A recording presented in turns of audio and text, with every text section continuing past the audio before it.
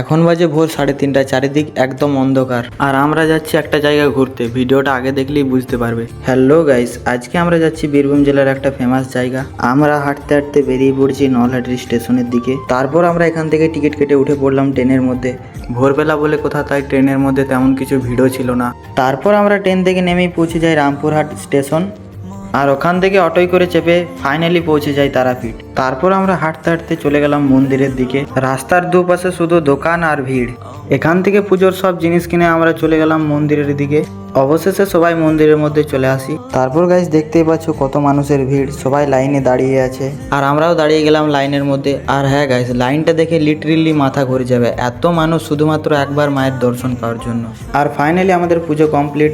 একটা অন্য রকমের ফিলিংস, যেটা বলে বোঝানো যাবে না। আর ওখান থেকে আমরা বেরিয়ে চলে গেলাম তারাপীঠের শ্মশানের মধ্যে। এই যে দেখতেই পাচ্ছ রাস্তার পাশে ছোট ছোট মায়ের মূর্তি, আরো অনেক কিছুই রয়েছে যেগুলো দেখে বুঝতেই পারছো।